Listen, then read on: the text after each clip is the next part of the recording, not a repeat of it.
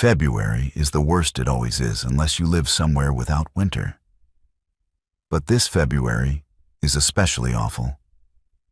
I was sitting on my balcony drinking coffee and smoking, a habit I gave up when money was tight but picked up again. Since finances are better now, I don't smoke around my kids to avoid influencing them and exposing them to secondhand smoke. This weekend they're with their grandparents, so I have some free time to think this February has been particularly bad.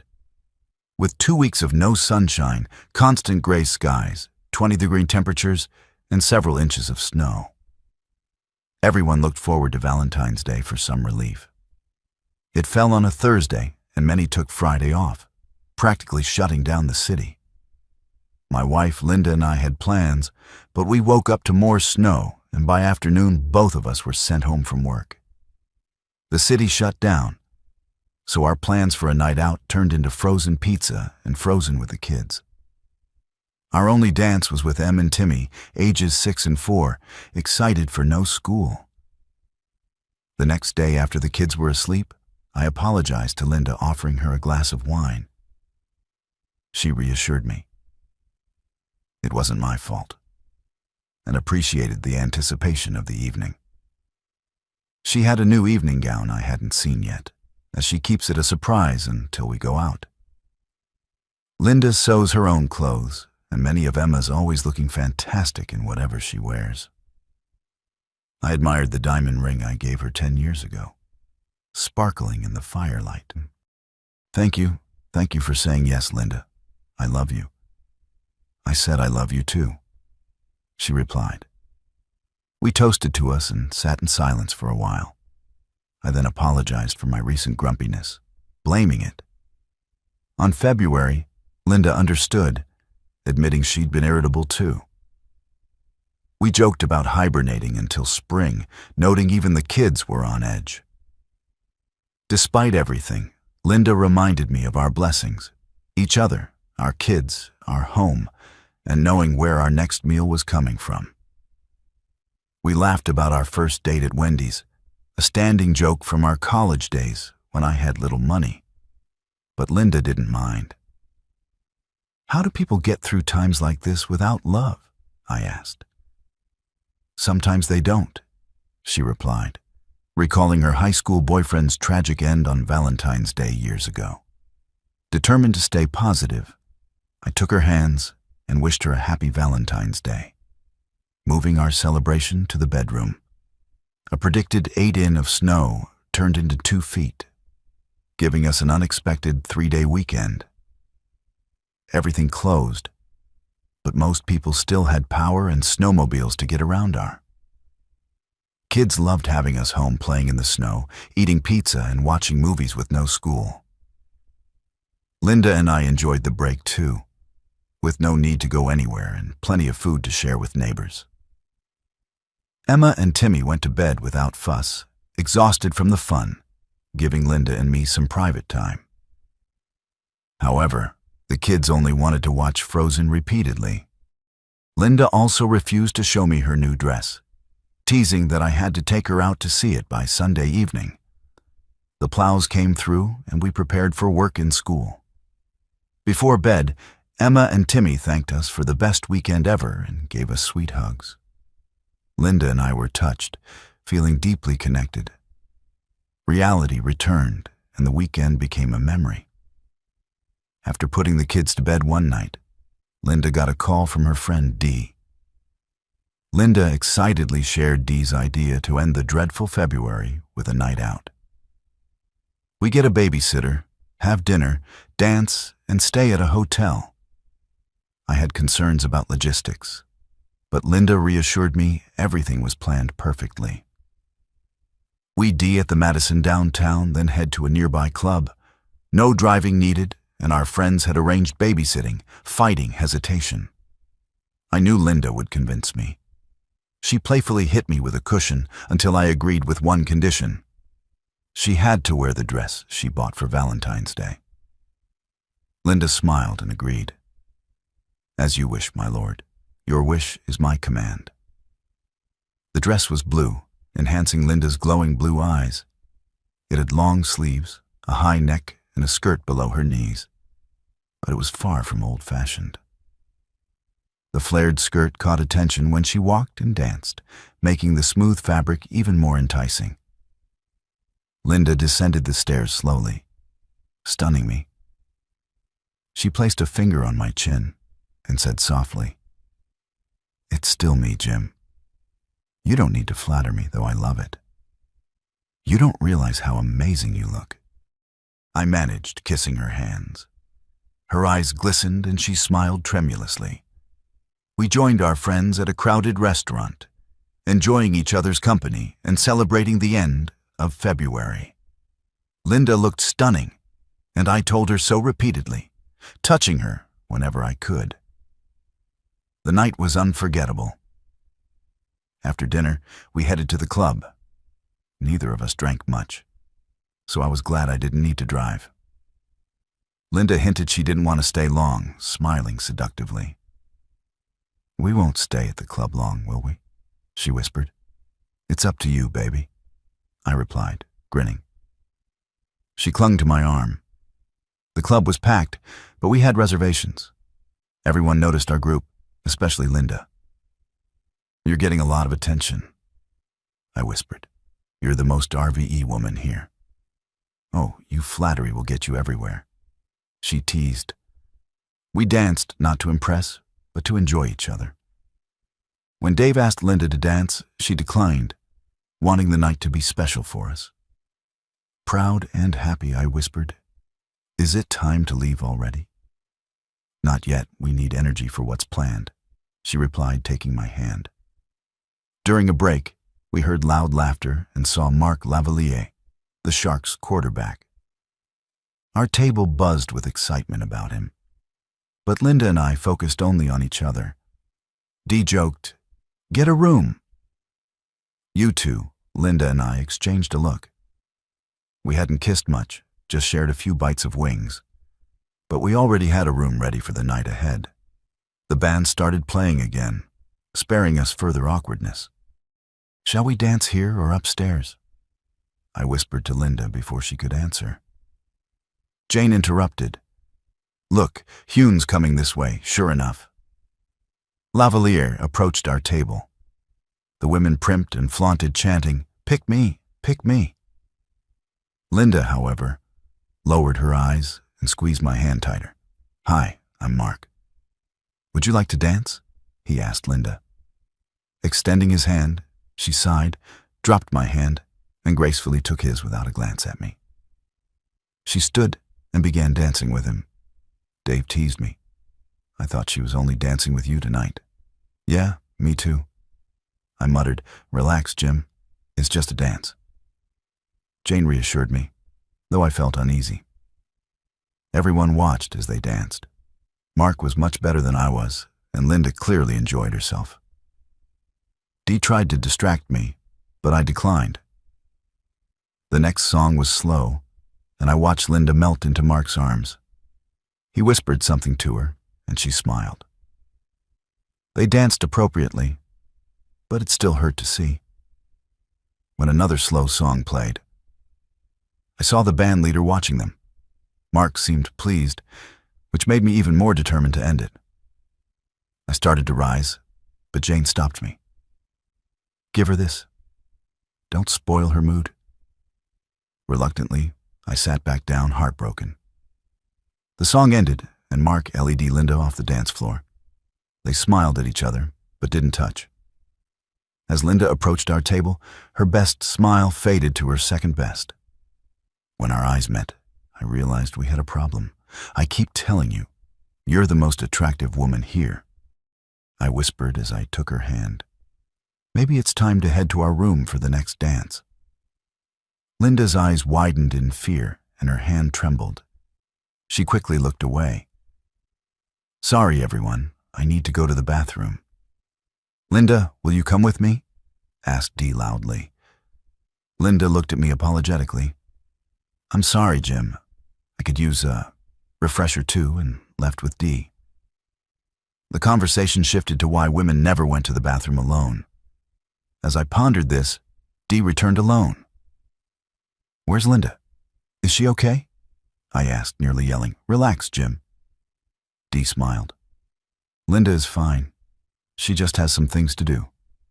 You don't need to worry about her Sheck, a grown woman." I was still worried, but I tolerated this for about 5 minutes when Linda didn't turn. I had enough. I headed to the bar with an empty plate as an excuse and approached a female bartender. "My wife went to the bathroom 15 minutes ago and hasn't come out. Could you check on her? She loves spicy food, but sometimes has a reaction. Her name is Linda." "Here's a picture," I said, showing my phone. The bartender was about to help when Dee appeared. "She's fine. You don't have to check," Dee said, placing a $5 bill on the counter. The bartender looked sympathetically at me. "What? Why did she go with you?" I asked, confused. "Jim, she's not in the restroom. She left the club." Dee said I felt like I'd been punched in the stomach. "Why, where did she go?" "Is she okay?" I asked, still confused. "Let's talk privately," Dee said, dragging me to a dark corner of the bar. She looked me in the eyes. "Jim, Linda loves you and the kids more than anything. But tonight, she's with Mark." She said I felt my world crumble. Images of Linda and her blue dress at dinner at the club flashed in my mind. "So on our special night, she dumps me for some jock." I growled, "Jim, she hasn't left you. She'll be home tomorrow and you'll have many more special nights." Dee said she didn't even tell me. To my face, she slipped out like a snake and you helped her. I said, "Listen, Jim, she didn't leave you. Dee insisted if she hasn't left me, where is she? She's not with me now." I said, my voice rising. "Please calm down. Knows you're the only man for her. You're a good guy." Dee said condescendingly, "Yeah, and we all know where good guys end up."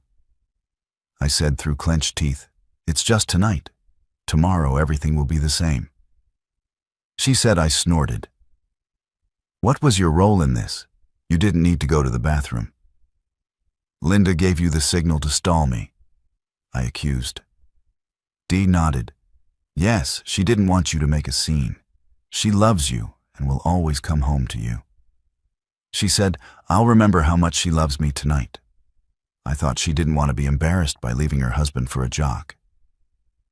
I said, "Didn't you remind her she has a husband and a marriage to lose?" "No, because I know she won't lose you. You're too good a man, Sheck. Do whatever it takes to make it up to you." Dee said, "What if there's no way to? Make amends." I asked Jim, "I know how much you both love each other. This is just one night compared to all your years together. It's not a big deal. Unless you make it one, you'll be okay," Dee said softly but firmly. I resisted the urge to grab Dee and fake her for talking nonsense. "So if Mark had chosen you, would you have done the same?" I asked. "I would," she said defiantly. "Does Dave know?" I asked. "No, and you don't need to tell him. It probably won't happen," she said softly. "Maybe I should," I said. "Please don't, Jim. This won't help. Come back to the table and let's be distracted for a while," she said, smiling. "I wanted to dance with my wife, but thanks to you and Mark, that's not an option," I said, walking back to our table. The conversation stopped abruptly. Everyone knew my wife was with Mark. "Jim, are you okay?" asked Dave. I wanted to tell him what Dee said, but couldn't bring myself to. "It depends on what you mean by okay," I said coldly. "It was a crappy thing to do, but you won't divorce Linda over it, right?" asked Dave. "Why not?" I replied. There was a collective sigh. "Jim, that's Mark Lavalier." Dee said, "I don't care who it is. If it's not me, it's cheating," I said angrily. "What if Dee spent the night with Mark? Would you be okay with that?" Dave blushed and looked at Dee, who was avoiding his gaze. Jim, think about your children. They need you, Jane said. Is my wife thinking about them right now? I asked. That's why you hired a nanny. Dee said, trying to joke, but failing. It's just one night. She won't get this chance again. You wouldn't divorce her over one night. Dee added, why not? I stared at her. Silence followed. Jim, consider a different perspective. Jane suggested. What if a Sports Illustrated model wanted to spend the night with you? Wouldn't you be tempted? I might be tempted, but I'd say no. I have a wife, and I wouldn't want to hurt her, I said firmly. Silence fell again. I looked at my former friends who sided with my cheating wife. A bouncer approached our table. Is there a problem? He asked. Yes, a big one, I said, tossing a $20 bill on the table. I'm leaving. That'll cover my bill you can cover for the trumpet I came with, I said, walking out of the club. As I walked to the hotel, my anger turned to deep sadness. Linda and I were supposed to walk together, but now I was alone. I took the elevator, entered our suite, and faced the wreckage of our special night alone. I looked into an uncertain future. I turned on the light, closed the door, and felt unusually tired. I threw my coat on the floor and headed to the bedroom. There was a Godiva candy bar on each pillow and unfamiliar underwear in the middle of the bed. I imagined Linda putting them on with the love and sensuality that used to be just for me. Until tonight, my wife, my lover, my best friend, was taken from me by another man. He snatched her easily, as if he had every right to him. She was just a beautiful plaything for the night, and she led him. I meant so little to her that she offered no resistance. It felt like she believed he had more right to her than I did. After nearly a decade of being a faithful husband, it was supposed to be just one night. But what would he leave in her heart and mind? How could I compare to the town hero, Mark Lavalier? I stopped crying, washed my face, and gathered our things. I threw the underwear in the trash. I checked us out of the hotel, and the desk clerk looked puzzled. Is everything all right with your room, sir? She asked. The room was beautiful. I said, anything we can do to make your stay more comfortable. She replied, make him disappear and turn back time, I thought. But I said, no thanks. Have a nice evening, sir. She said, yeah. Right, I muttered to myself, getting into my car and driving home. Emotions churned inside me. Anger and sadness fought for control. The house felt quiet and empty. I hoped for a message from Linda, but there was nothing. I laid down still in my clothes and dozed off around 2 a.m. My phone buzzed with texts from an unknown number. It was photos and videos of Linda and Mark having fun. He must have used her phone to send them to me. I slammed my phone shut, anger. Surging divorce was inevitable, but Mark would pay. I copied the images and videos onto my computer and emailed them to our friends with the subject. Happy now, I then packed all of Linda's belongings into trash bags, stuffed them into her car, and changed the garage code. I destroyed everything that reminded me of our marriage, turning the house into a war zone. I flushed my wedding ring down the toilet, along with my urine and feces. Mentally exhausted, I sat down for coffee. When the morning paper hit the door, the headlines shocked me. Who is Mark Lavalier, new girlfriend? With photos of Linda and Mark leaving the club kissing before she climbed into his Jaguar. My humiliation was now public. I sent the article linked to our friends with the subject. Screw you all to hell. Seeing it was, and I called Linda's mother, knowing she'd be up making breakfast. Hi, she said everything. Okay, no mom? I replied. We got along well, and I always called them mom and dad. What's wrong? Is it the children? She asked. No, Have you seen this morning's paper? Not yet. She said Alfred reads it over coffee. Why he might want to avoid the sports section. There's an article on Mark Lavalier he might not like. Alfred thinks highly of him. Linda's mother said, maybe not after this. Linda left me at the club with him last night, and they were spotted getting into his car. Oh my God, she exclaimed. Where's Linda now, still with him? I said she stayed the night with him. She asked, yes, I don't know when or if she'll come back, but I can't keep her here. She'll need somewhere to stay. All right, Alfred won't be happy and neither am I. Is there any way to fix this? No, Mom. She turned her back on me and went off with him. Our so-called friends covered for her. I'm so sorry, Jim. Of course she can stay here if needed. What about the children? They're at the babysitter's for the night. I might ask my in-laws to watch them for the rest of the weekend. Okay, let me know if I can help, Jim. Thanks, Mom. I had another idea and went back to the computer.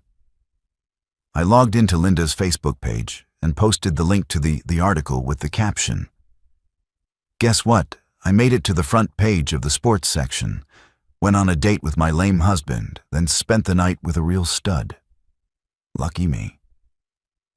I also emailed the reporter who wrote the article explaining what happened and including a video of Mark telling me he was going to entertain Linda again. I left my contact info and sent the email at AM. I called Mrs. Porter to ask if my parents could pick up the kids. She agreed and asked, have you seen the sports section? Yes, I said. Was that really Linda? She asked, unfortunately. Yes, I confirmed. Please don't mention it to the kids yet. I understand. I'm sorry, Jim. You don't deserve this. She sympathized. Thank you, I said, ending the call. Next, I called my mom. Jim, is everything okay? She asked. Concern evident in her voice. Your father just read the paper. Yes, Mom. Could you pick up the kids from Mrs. Porter's house this morning? They should stay with you for the weekend. I requested, of course, son. What are you going to do? She inquired. Unleash hell, Mom. I declared, think of the kids first. Okay, they're the most important thing in your life right now, she reminded me. Gently, I know, Mom. Thanks for reminding me. I acknowledged we finished talking and I got a cup of coffee. At my cell phone rang. It was Dee, what I bellowed. Jim, it's Dee. I saw this morning's paper and wanted to apologize. I had no idea it would be this bad. She admitted what did. You think what happened? My wife left with a star soccer player. Of course someone would notice. It's worse than you think, I retorted. What do you mean? She asked. Check Linda's Facebook page and your email. I directed. I haven't yet. I like my morning coffee first.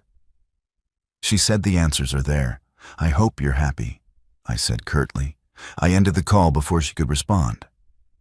Then Jane called upset about the video and photos. Why are you surprised? I asked. I never thought he would do something like this. She confessed. Entertain my wife or send pictures and videos. I pressed both. What are you going to do? She questioned.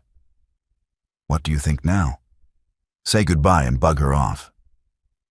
I demanded. I hung up and tried to drink my coffee. But the phone rang again. I didn't recognize the number, but answered it anyway.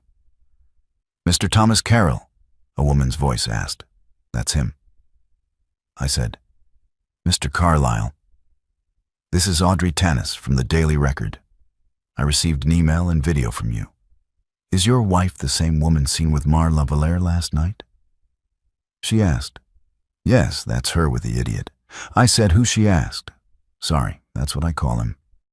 I said, I see. And you say the woman he is with is your wife. She asked my soon-to-be ex-wife. I said, so you're getting divorced over this? She asked, absolutely. I said you mentioned other videos and pictures in your letter. She asked, yes, would you like to see them? I asked I would. Can we meet to discuss this? Sure, but I'd like to wait until she gets home first. She's not back yet. Audrey asked, no, she isn't. I said, okay, give me a call when you can meet and we can talk things over. She said, sure, I said, ending the conversation, curious. I checked Linda's Facebook page. The comments were split, half supportive, half critical. Some called her a promiscuous and vowed they'd kick her back if their wives did the same. I noticed she had lost a few Facebook friends and chuckled. When Linda walked in around, I saw a Jaguar pulling away from the house. Jim, it's me, she said, pulling the key from the lock. I'm home, she announced casually. Why is my car parked in the driveway and not in the garage? And what are those things in it? Her eyes widened when she saw me at the table. I knew I looked terrible.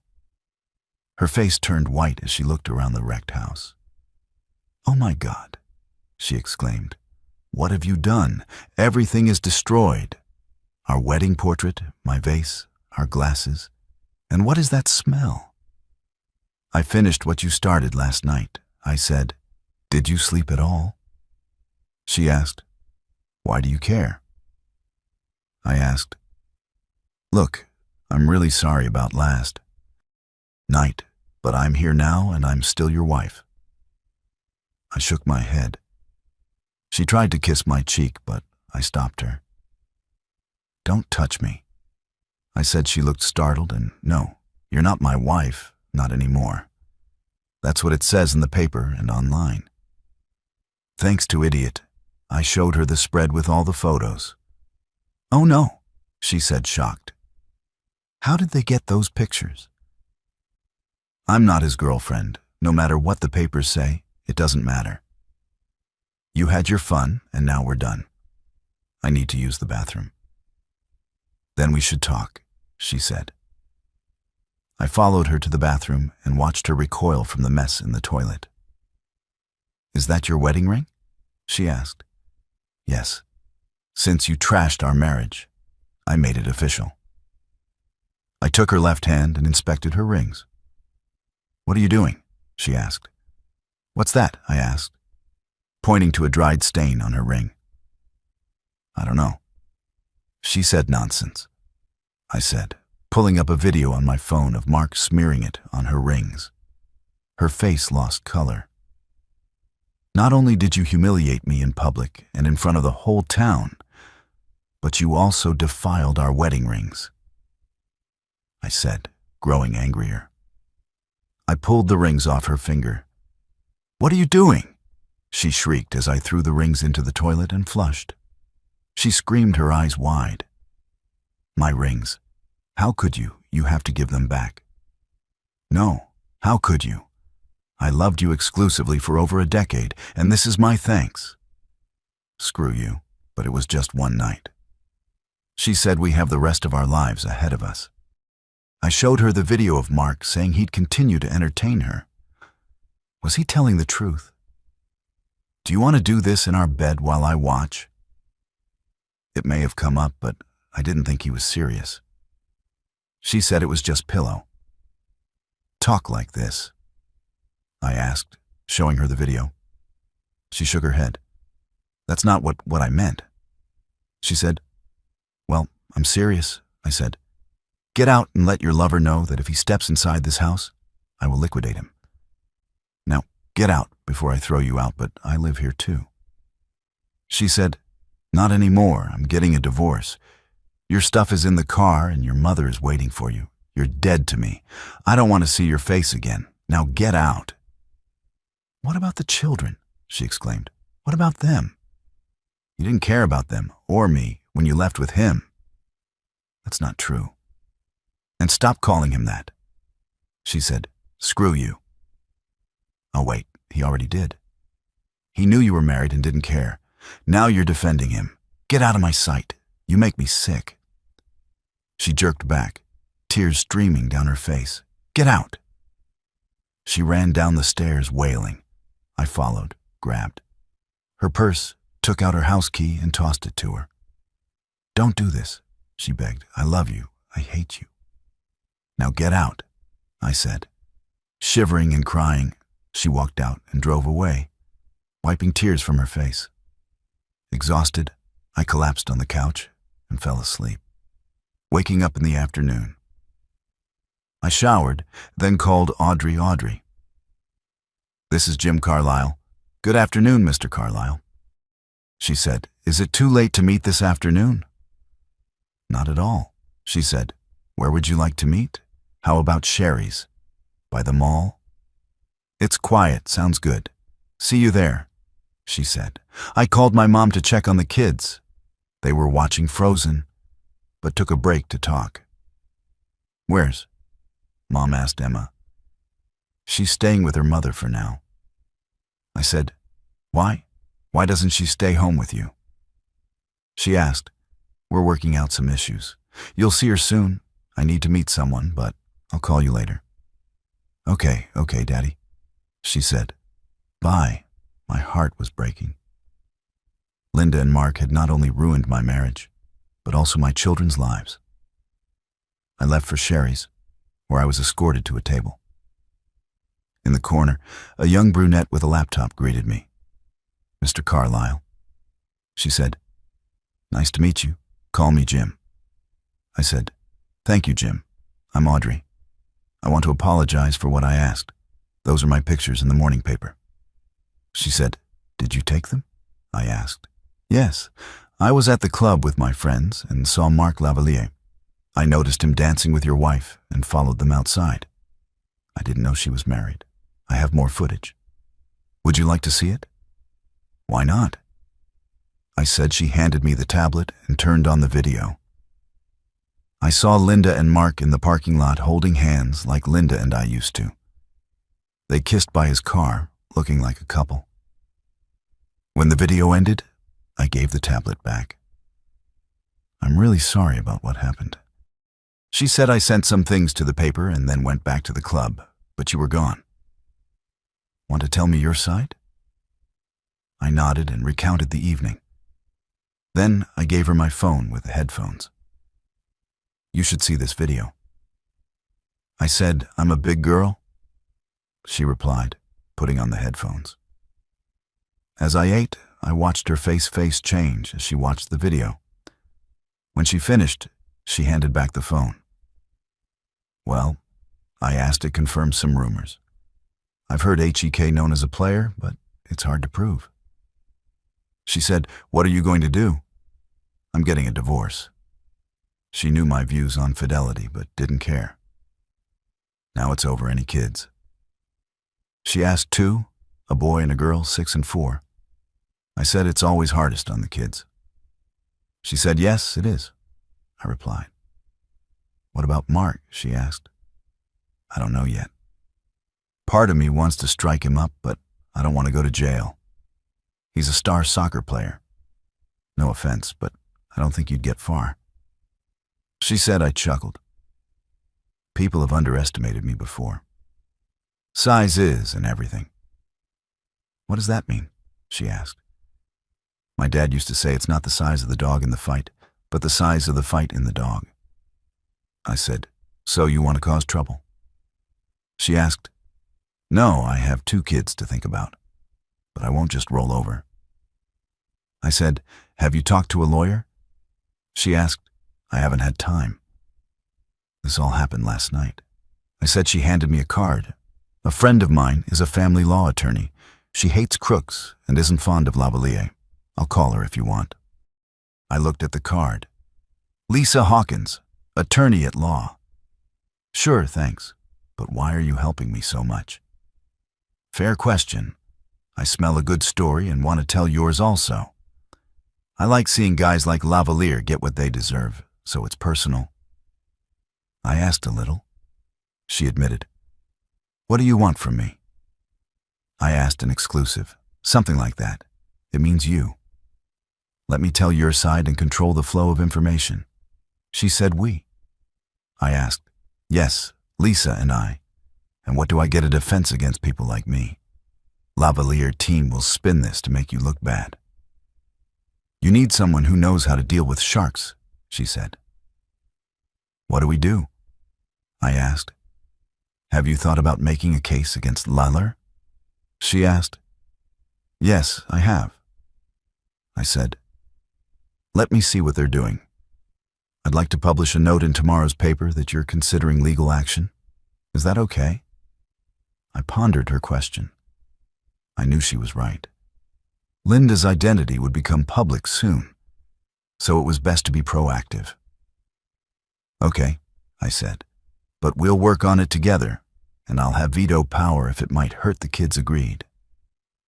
She said, I'll make some calls and get started. By the way, the local news will cover this tonight. They've already contacted me. What did you tell them? I asked. I haven't said anything yet. I wanted to talk to you first. Thanks. I said we finished our meal and said goodbye. I hoped I was doing the right thing. I decided to go to my parents' house to talk about everything. Checking my phone, I saw no calls or messages from Linda. When I arrived, my children ran up to me and I hugged them tightly. Where's Mom? Emma asked. She's with her parents. I said, why? Emma asked, she has some things to take care of. I said, not wanting to reveal too much. My parents joined us and we sat down. Are you okay, son? My father asked. Not really, Dad. I said, I'm better than I was, but it's still hard. I understand. He said the news came on the TV, and despite the kids' objections, we watched, and now onto our Talk of the Town segment. The anchor said the Daily Record reported this morning that star soccer player Mark Lavalier was spotted leaving a nightclub with a new girlfriend friend. A video shows them leaving the club and getting into his car. Linda and Mark were clearly seen holding hands and kissing Daddy. Why is Mommy kissing that man? Asked Emma.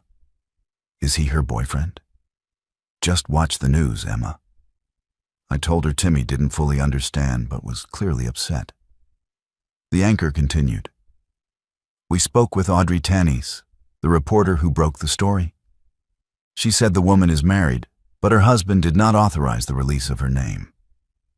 We reached out to Lavalier and Shark Management, but received no comment. More information may come as early as tomorrow. Dad turned off the TV and Mom took the kids to another room. Dad turned to me. What are you going to do, son? He asked. I'm getting a divorce, Dad, I said.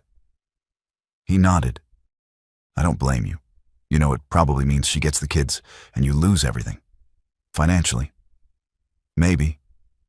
But I can't live with her after this. By the way, I talked to the reporter who broke the story. Yeah, he asked. Yes. She offered to help me. The next few days are going to be tough. This is just the beginning. Mom returned and said the kids can stay here as long as needed. That way they won't be bothered by reporters. Your mom's right. Dad said they can stay here as long as they need to. Thanks. I'll get more of their stuff tomorrow. Let me know if you need anything. Linda will want to see them. Mom said technically we can't stop her without a restraining order. I know it's all so messed up. Why did she do it? She must have known it wouldn't end. Well, it's hard to say. My father said you do what you have to do. We'll help in any way we can. Just don't do anything stupid. Thanks, Dad. I said we hugged and I went to the kids. Emma came up to me with tears in her eyes. Are you going to get a divorce? She asked. I could lie to her. I guess so, honey. But remember, we all love you very much. I hugged her as she cried on my shoulder. Damn you, Linda. I thought, after spending time with the kids, I said I have to go. I need to clean the house. Mom handed me a dish of lasagna. Take this with you. You need to keep your strength up. Thanks, Mom. I said her lasagna was the best. We said our goodbyes, and I headed home. When I got there, I put the lasagna in the fridge and checked Linda's Facebook page. The post was still up and had been viewed by over 500,000 people, with mostly negative comments. She had lost nearly 34 of her friends. I smiled and shut down the computer. I had just finished cleaning up and was about to heat the lasagna when the doorbell rang. Crap, I thought. I looked through the peephole. It was Dee and Dave. What the hell do they want? I opened the door slightly. What the hell do you want? I growled. They both jumped. Can we talk? Jim asked. Dee, why? I asked, because we're friends and we're worried about you. She said. I snorted. Friends with friends like you? Who needs enemies, please, Jim? Can we come in and talk for a minute? Dee pleaded. I thought for a moment. Then let them in. They looked around, shocked at the destruction and missing items. So what do you want? I asked, pouring myself coffee without offering them any. Jim, we want to apologize for last night. Dee said we saw the video and read the report. We didn't know it would be this bad, and we're sorry you didn't know. I asked mockingly. But you knew she was married when you pushed her into his bed, didn't you? Yes, we did, Dee admitted. Linda knew she was married too. None of you cared. You just wanted her with him. I said they looked ashamed. All that talk about one and done doesn't mean anything, does it? I asked. Linda's really upset. Now she's been crying on her mom's bed and we're worried she's having a breakdown. Dee said I tossed a thick dictionary onto the coffee table, making them jump. You want sympathy? Look between crap and syphilis and you'll find it there. My God, this really destroyed, you said. Dave, you don't understand. I'm close to tipping my hat, I said, holding my fingers half an inch apart. If I had a weapon, I might have done it already. Someone has to think about the kids, unlike you or Linda last night. So you flushed your rings and told her she was dead to you? Dee asked. I nodded. She ruined our marriage, and I finished what she started. I said, what will you do now? Asked Dave. There's no choice. I have to divorce her. This article has gone viral. Everyone knows it's her. I have to divorce her nasty back, I said. And you be named too. I added to Dee why Dee asked. You helped destroy our family. That's being an accessory. You could have stopped her, but didn't. I said, have you told your husband what you said to me? Yet Dave looked at her. What did you say to him? He asked. She looked down, flushed. He turned to me. What did she say? She said, if Mark had approached her instead of Linda, she'd have done the same thing, I said angrily. He turned to her. Is that so? Weck discuss? It at home. He said, I asked you not to tell him. Dee said to me angrily, your husband deserves to know what kind of woman Hune's married to. I said, so that's it? She asked. Yes. I said they got up to leave, but Dee made one last attempt for Linda. I understand if you don't want to be friends, but can't you forgive Linda just once? She really loves you. She said, are you that naive? Dee. No, I can't forgive her, and I never will. She destroyed me and you helped. I can never look at you the same way again. She nodded sadly. Okay, I'm sorry. I said nothing. Dave held out his hand, then pulled it back. I'm sorry too. We're all sorry. I guess I'll see you later. I hummed in response, not wanting to say anything. I watched them leave Dee wiping tears. I locked the door and went to the kitchen for dinner, then lay down on the bed and fell asleep. The next day I got up, did my morning routine and grabbed a newspaper from the porch. After cereal and toast, I opened the paper to the sports section. Cheating husband considering lawsuit against Shark. Tight end Mark Lavalier read the headline. This should be good. I thought Audrey did a great job retelling what I told her, keeping my name anonymous. The man, who identified himself as the woman's husband, provided a video showing a relationship between his wife and Lavalier. The article said he claims her friends helped her escape with Lavalier. Attempts to contact them have been unsuccessful. Lavalier contract includes a strict morals clause, and violating it could result in litigation. Team management and Lavalier have not commented. Satisfied, I closed the paper and sipped my coffee. My phone buzzed with a message from Audrey. "Hope you read the paper this morning. Great article." I replied, "Thanks." She wrote back, "Expect a call very soon." A few seconds later, my phone buzzed with an unfamiliar number. I answered, curious, Jim Carlisle. I said, "Mr. Carlisle, this is Lisa Hawkins.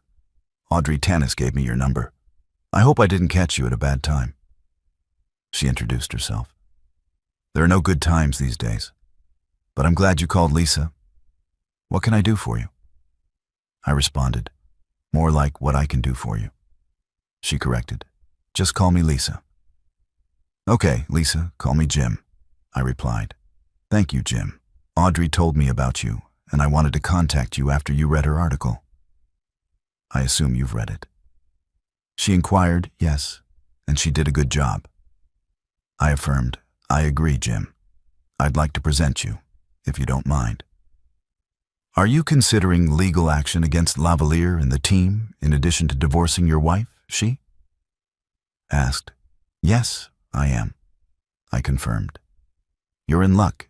Infidelity is grounds for divorce here, and suits for alienation of affection are allowed." "You have a strong case. Do you have children?" she queried. "Yes, a boy and a girl," I answered. "Will you seek custody?" She continued, "Absolutely." I stated firmly it might be complicated, but we can ask for it. "I'd like to start your case today. Can you meet at my office tomorrow at?" she proposed. "Yes, I can." "What about the fee?" I asked. "Usually there is a fee, but I'm willing to do it pro bono," she offered. "Thank you, but why?" I asked.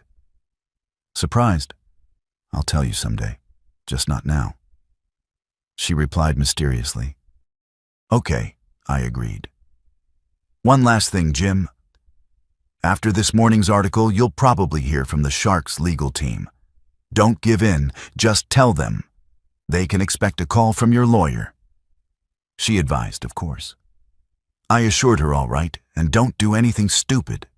She cautioned, "I won't, I promise." I told her we said goodbye. I decided to visit. The kids changed into clean jeans and a shirt, then heard banging on the door through the peephole. I saw two well-dressed men, probably from the Sharks, I thought. Remembering Lisa's warning, I opened the door. "Yes, what can I do for you?" I asked calmly. "Mr. Carilli, I'm Roger Billings, and this is Jack Dunon. We're from Theater S. Can we come in and talk?" I recognized Dunon, the team owner. Roger was probably a lawyer. I invited them in. "Please come in. May I offer you something to drink?" "No thanks," Jack said. "We're here to discuss your problem with Mark Lavalier graduation." I asked, "You mean he ruined my marriage and family?" "Yes," Jack said, confused. He turned to Roger. "Show him the proposal." Roger handed me an envelope and a folder. I opened the envelope and was shocked. "Is everything all right?" Mr. Carlisle asked Jack. "You've got to be kidding me." I said, "Is there a problem?" Mr. Carlisle asked Roger $1,000. "You're offering me $1,000 for what he did to my family. That's an insult." "Wait, Mr. Carlisle." Jack said it includes lifetime, season passes, and anything from our gift store. That costs a lot of money. I almost laughed, and in exchange for what I asked, Roger opened the folder to show an unsigned document. "We ask that you not file a lawsuit against the team or Mr. Lavalier." He said, I looked at the document incredulous, "You won't do anything to Lavalier." What about the morals clause in his contract? I asked. Roger shrugged. Listen, Mr. Carlyle. Jack said boys will be boys. Mr. Lavalier is a respected member of the team with high standing in the community. We just ask you to reconsider. Prosecuting. We don't want anyone's reputation tarnished. Surely you can understand that Lavalier ruined my marriage and my reputation. I said there are already articles and pictures of him with my wife. What about my 2 kids? How will you make up for their lost family? Do you think season tickets and flashy clothes will make up for that? What do you want us to do? Asked Jack condescendingly. Oh, I don't know. Maybe entertain my wife or turn back time to Thursday and stop him from meeting her. I said, Riley, better yet, kick some balls around the soccer field. Live on air. I'd pay to watch that.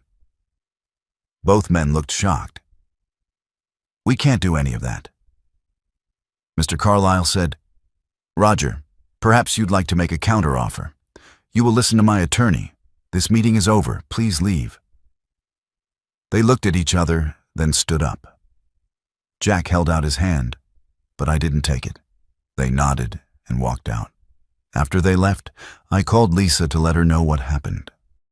Then went to my parents' house to spend time with the kids. Emma was still shocked by seeing Linda kiss another man. After talking to my parents, I took the kids to Chuck E. Cheese's, then packed their stuff to take to their grandparents' house while we were packing.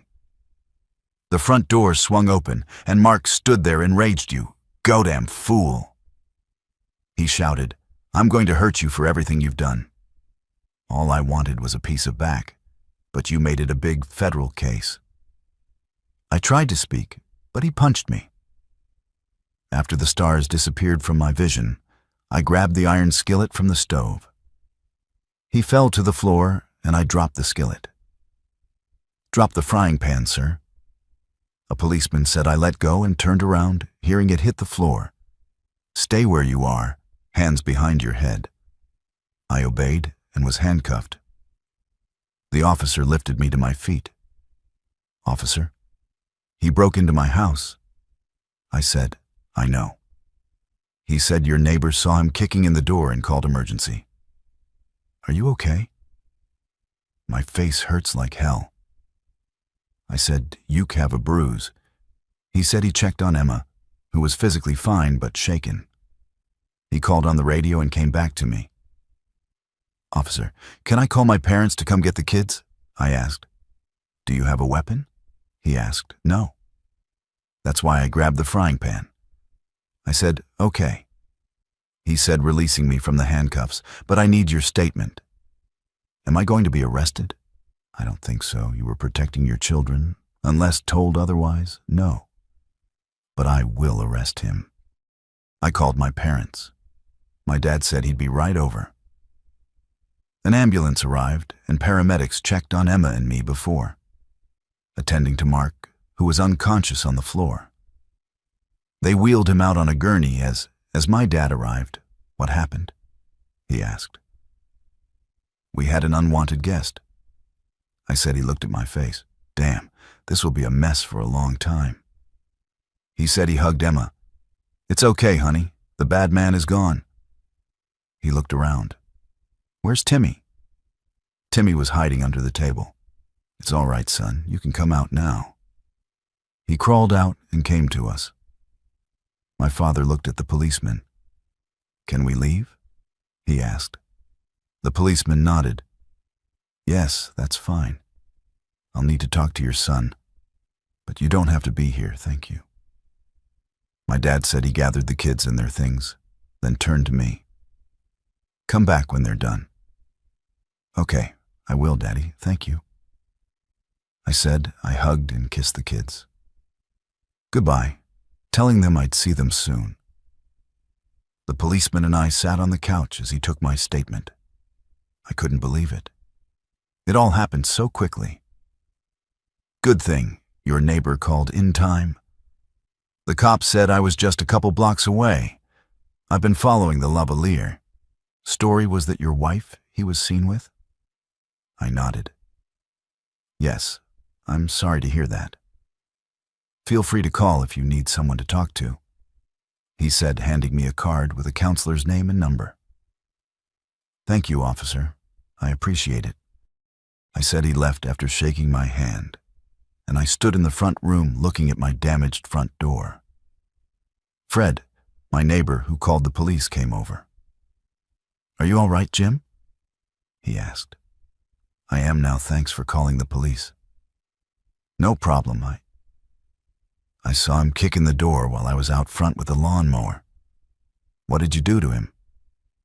"Cleaned his clock with a frying pan," I said. He laughed. "Remind me never to piss you off." "Why did he kick in the door?"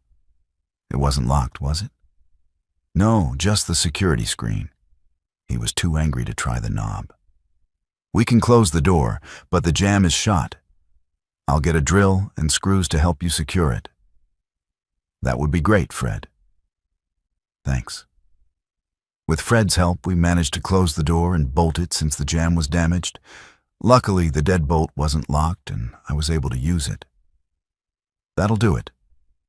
Let me know when you get a replacement and I'll help you install it." "Thanks again." I said I made 2 calls, one to Lisa and one to Audrey.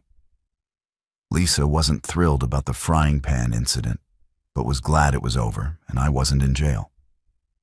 She was amused that Lavalier was in the hospital and would be arrested. Audrey told me she heard the call on the police scanner and had already spoken to the police reporter. "You know I can't keep you anonymous anymore," she said. "It'll be in the police report, I know." I replied we talked some more, and she told me to stay tuned. "Everyone will be talking about this now," she said. After our call, I went upstairs and showered again, seeing my black and blue eye in the mirror. I called my boss and explained the situation, asking for a few days off. "Crap, you had a hell of a weekend. Take a week to sort things out." My boss said thanks. I replied.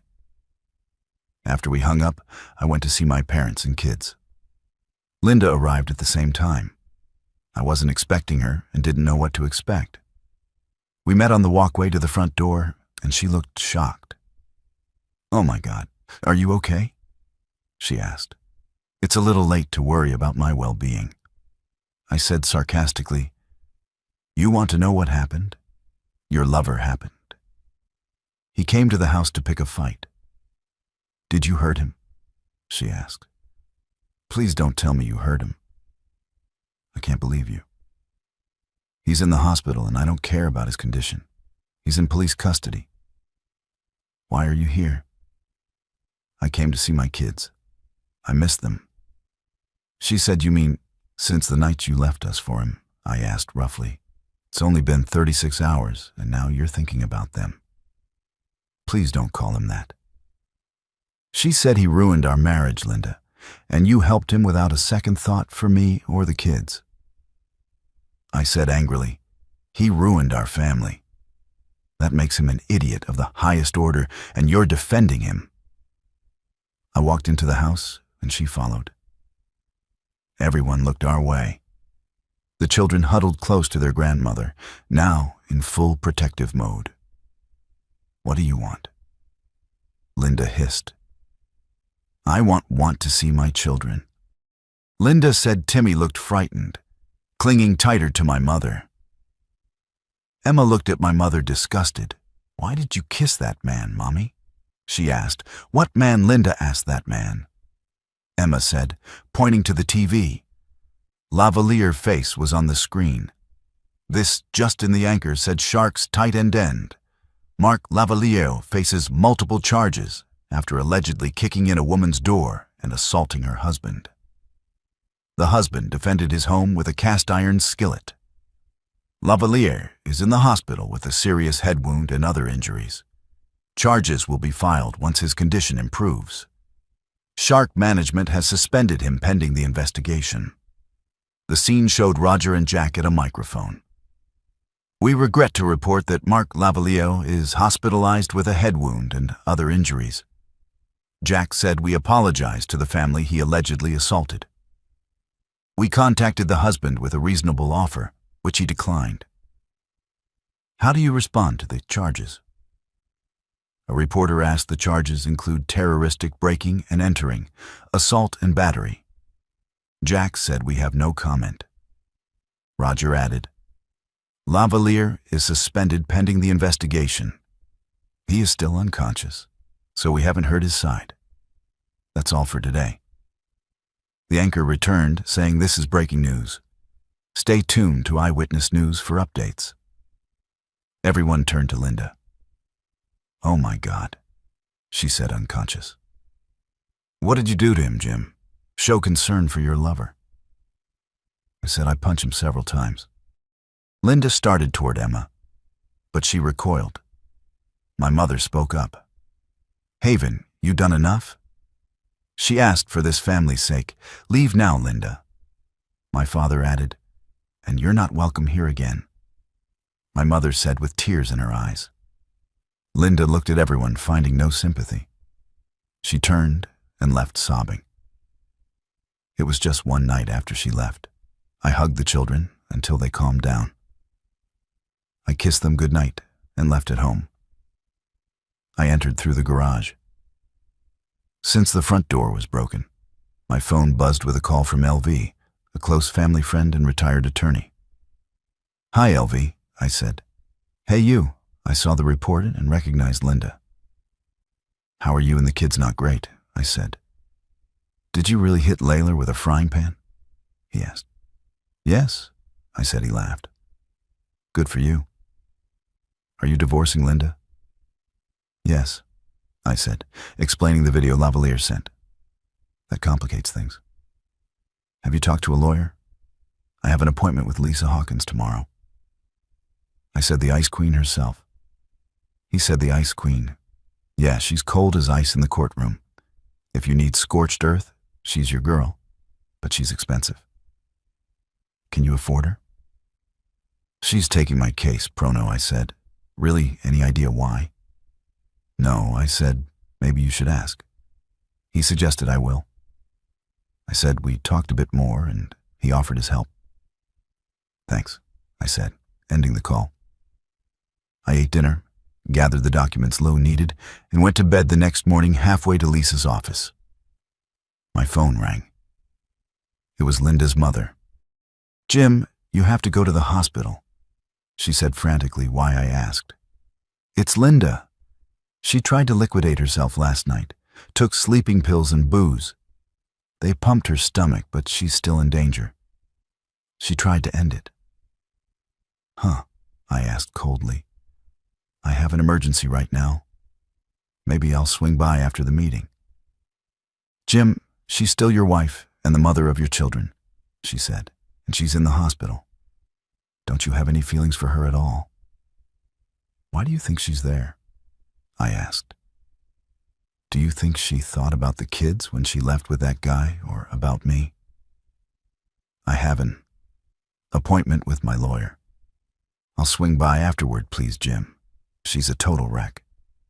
She said this has destroyed her. She has no one to blame but herself. I said, how can you be so cold? She asked. Linda loves you and the children.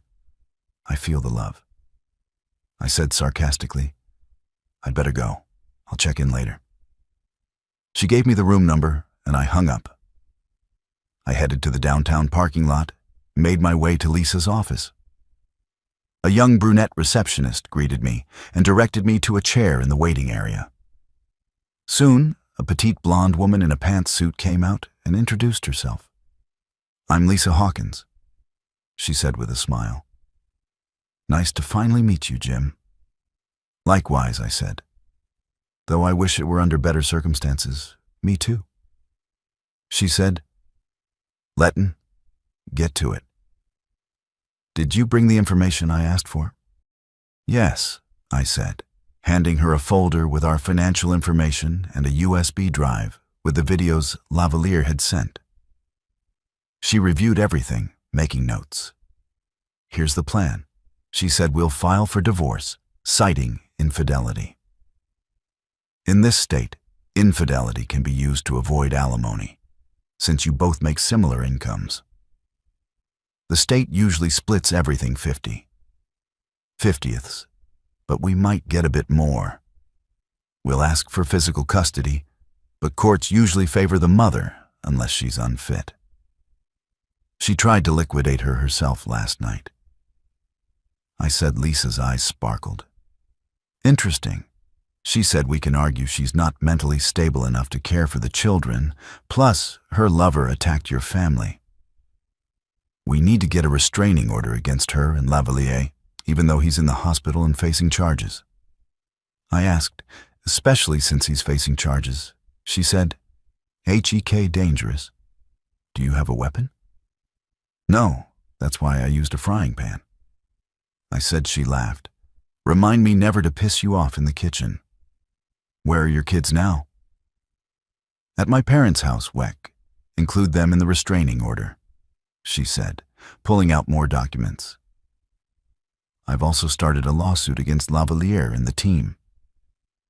Alienation of affection lawsuits don't often succeed, but your case is strong. With the videos and his assault, Lavalier is worth about $125 million. We could ask for $12.5 million. We might even find others. He's hurt and make it a class action suit. What do you think? You're the lawyer? Do what you think is right. Okay, she said. It won't be easy, but we can try. The team's response to the charges will be critical. It's an uphill battle. I understand. I said. The divorce itself can be quick. She continued, infidelity is a misdemeanor here, which we can use to our advantage if she doesn't contest. It could be finalized in 3 to 6 months. Litigation will take more time, but I think we'll come out ahead. Any questions? Just one. I said, why are you doing this pro bono? You're not the only one. Lavalier has hurt. She said he seduced my fiancé years ago before he became a star. Wait, what? I asked. I'm sorry to hear that. Is he bi or something? She shook her head. No, not at all. But apparently my then fiancé was. I was still confused. She smiled and explained we got engaged after the 2015 Oberfeld decision legalized same-gender marriage nationwide. She fell for him, just like your wife did. I broke off the engagement and wanted to get back at him, but never got the chance until now. Most of his sufferers hide in shame after being betrayed. I'm sorry to hear that. I said. Are you two still friends? We're friends, but not close. We've both moved on. She looked serious. Does my lifestyle bother you? I shook my head. Not at all, I said, making her smile. Good. I'm glad to hear that. So, are you and Audrey Tanis together? I asked. She laughed. We're just good friends. And no, there's nothing between us. But I wouldn't mind spending more time with her. Why thinking about sleeping with her? She likes you. You know she usually doesn't take stories personally. That's the last thing on my mind right now. I said my kids are my priority. That's the way it should be. They need their father now more than ever. Let me get started on this, and I'll have the divorce papers ready in a day or two. If your wife is still in the hospital, we can serve her there. I'd like to attend her funeral, if possible. I said, I think we can arrange that. She said, signaling the end of our meeting. I'll be in touch. Be careful, okay? We shook hands, and I left her office, heading to the hospital to check on Linda. I parked and headed inside. When I entered her room, her mother was talking to the doctor. Linda was hooked up to tubes and a ventilator, looking terrible. Oh, it's good you're here. Her mother said she's on self-destruction watch and they're running tests. They're worried about brain damage. Since she's been unconscious so long, she almost died. What happened? I asked. After seeing you and the kids, she went upstairs crying. I held her, thought she was fine, and gave her a nightcap to calm her. In the morning, I found an empty vial of sleeping pills and an empty glass. Her face was blue. I called emergency and they brought her here, pumped her stomach and gave her something to counteract the pills. Once stable, she'll see a psychologist and might stay in the psychiatric ward. How long will she be here? I asked. A few days. I called her work and they put her on sick leave. Are you going to serve her divorce papers here? Yes, how could you? She's already devastated. Heavy stuff, I said, seeing her shocked. Jim Carlyle. How can you be so cold and cruel? I looked at her. I can be as cold and cruel as needed. She knew what she was doing when she left, but didn't care. Now she'll face the consequences. I saw a tear run down Linda's cheek, shook my head and left the room. At home, I focused on fixing the door. I went online, ordered a new door and locks, and Fred agreed to help me install it when it arrived. The next few days were routine. I did chores and spent time with my kids. My parents helped with school and daycare runs. It was tough explaining to the kids that their mom wouldn't be around as much. Emma was still scared of adults, especially men, and I spent extra time with her. Damn Linda for causing this. The day came to serve Linda the divorce papers.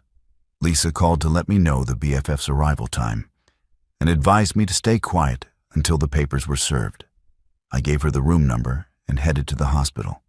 I met the BFF at the door and saw Linda's mother standing there, wiping tears from her face.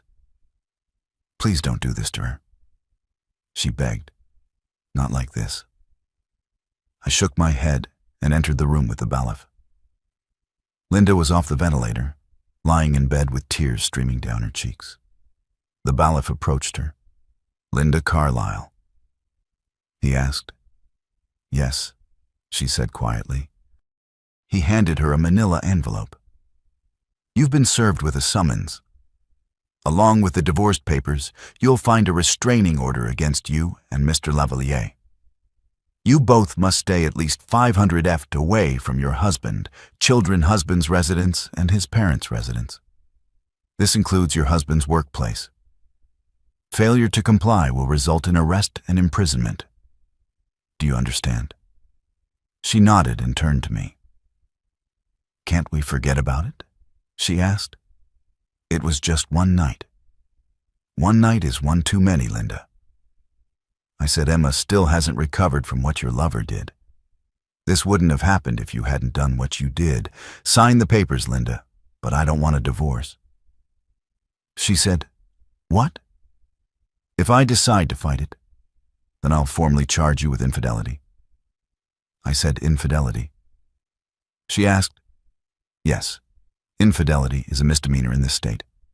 No one's been prosecuted for it yet, but there's always a first time. Sign the papers and be done with it. We're asking for half of what's in the bank I'm asking for. Guardianship, since you can't take care of yourself. Once the doctor clears you, you can see the kids if they want to see you. Right now, they don't. We're asking for minimal child support. You get what's yours, I get the house. I'm being fair. Can I at least look at them before I sign? She asked. Of course. I said. She read the papers, tears streaming down her face. After a few minutes, she sighed and asked for a pen. The process server handed her one and she signed the papers. He signed as a witness and took them from her. I'll give them to Miss Hawkins, he said. Have a good day. As he left, Linda looked at me, tears streaming down her face. Is there no way we can forget this? She pleaded. I didn't mean to hurt you. It just happened. You wanted to hurt me. I said you wasted no time leaving with him. When you saw him, he grabbed you and you didn't even look at me. I can't forget what you did, ever. She cried harder. I'm sorry, Jim. Will you ever forgive me? I shook my head. No, maybe in a few years, but not now. I'll never forget what you did. I'm so sorry, she cried. Nor normally I would have comforted her, but I felt nothing. She was like a stranger to me. Yeah, I said quietly, me too. I turned and walked out of the room and out of her life. The next few months were tough for us. The kids and I were adjusting to life without Linda finding our new routine. Learning everything Linda used to do was challenging, but with Mom's help, I managed over time. The kids didn't miss their mom as much. Emma went to counseling, which helped a lot. Linda attempted self-destruction twice more and was saved each time by her mother. After the third attempt, she was declared incompetent and placed in a state-run psychiatric facility. She is now almost catatonic, spending her days eating, sleeping, and daydreaming in her room. I cut ties with our old circle of friends. Dee exploded when served with papers, but I didn't expect any money from her. I wanted her to understand how her inaction contributed to ruining our lives. I saw Dave a few months later, and he said they were getting a divorce because Dee tried to do the same thing as Linda.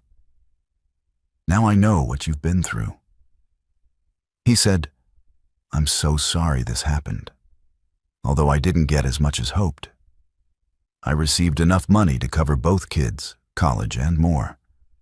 I also got lifetime season tickets. Lavalier was fired and sentenced to 15 years in prison for his crimes. We filed 2 lawsuits against him, and over 50 men claimed he ruined their marriages. Lisa organized a class action lawsuit, and the judge allowed it to proceed. Lisa assured me Lavalier would end up broke.